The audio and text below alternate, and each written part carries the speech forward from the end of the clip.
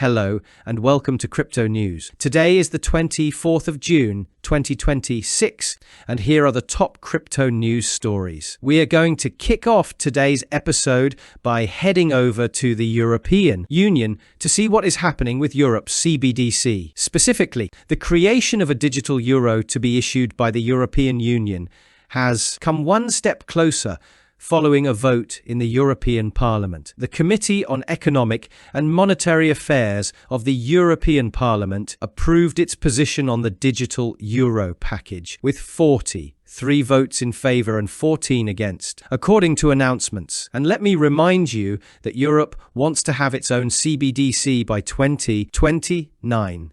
So this particular plan is moving forward for now. Moving on to our coins, we head over to Chainlink, which wants to connect Europe and South Korea. Specifically, Chainlink is participating in a working group with European and South Korean banking organizations to explore the use of stablecoins for settlement in foreign exchange transactions. We are talking about Project Pangea, and 12 Korean commercial banks and 37 European banks will be participating in this project. The goal of this particular project is to bring together financial institutions from Europe and South Korea to evaluate direct atomic stablecoin swaps in euros and South Korean won, using Chainlink's infrastructure, of course. And let me mention that the global foreign exchange market processes approximately $9.63 trillion every day, so it is an excellent market for Chainlink to be involved in. Moving on to our remaining coins, we go to Ripple, which received preliminary MiCA approval before the 1st of July. The Financial Regulatory Authority of Luxembourg granted Ripple preliminary approval for a crypto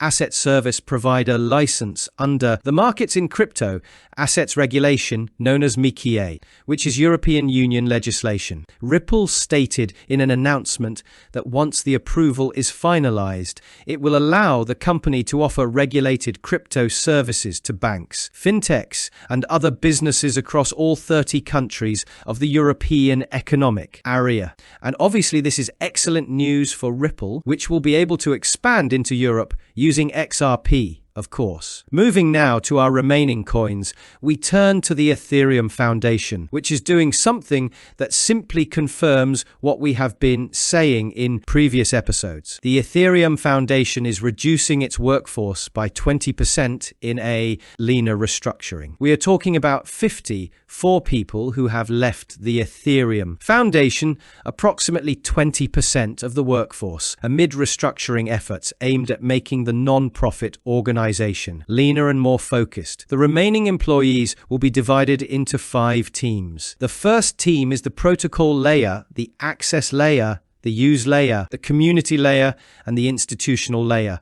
Just from the names alone, you can understand what each will be doing. So this is the latest move by the Ethereum Foundation to spend less money while remaining effective, which is at least their stated goal. It should also be noted that Mr. Vitalik says the Ethereum Foundation will cut its budget by 40% in a significant reset. And how does this number come about? Mr. Vitalik stated that the spending cuts aim to transition from spending approximately 15% of its remaining treasury annually before 2026 to a long-term target of approximately 5% annually after 2030. So based on those targets, that is where the 40% figure comes from, as far as I understand. And for a coin making a comeback today, we head over to THORChain, which is restarting transactions 5 weeks after a $10.7 million exploit. I had almost forgotten that it had been closed for such a long period of time. But now everything appears to be running normally. Moving now to our usual crypto market update, we can see that Bitcoin is standing at $62,000. The price, at least for now, is holding up very well compared to other markets. As far as Asia is concerned, over $800 billion have vanished. South Korea's KOSPI index fell by -8.2%, wiping out $426 billion. Japan's Nikkei index declined by 2.8%, erasing $217 billion. And the Taiwan Stock Exchange lost 3.5%, wiping out $154 billion. Beyond Asia, let me tell you that over $1.4 trillion were lost from America's S&P. The Nasdaq declined by 2%, and one of the most well-known stocks in the market, SpaceX, has lost $600 billion over the last 3 days. It is time to turn to the price of Bitcoin. I am hearing more and more voices suggesting that Bitcoin could fall below $60,000. We will be covering various developments in upcoming episodes. For today's episode, let me tell you that Mr. Arthur Hayes believes Bitcoin could go as low as $40,000 in the next 6 months. Most of the forecasts I am hearing suggest Bitcoin will go to $54,000, but Mr. Arthur Hayes pushed it a little lower so that he can come out ahead more easily. As you can understand, that wraps up the top news for crypto. Today is the 24th of June, 2026. I'd like to remind you that the content you just watched is created for educational purposes only and should not be considered as investment advice, but rather as investment opinion. Please subscribe to the channel, leave a like, and feel free to comment. Take care, everyone, and have a good day.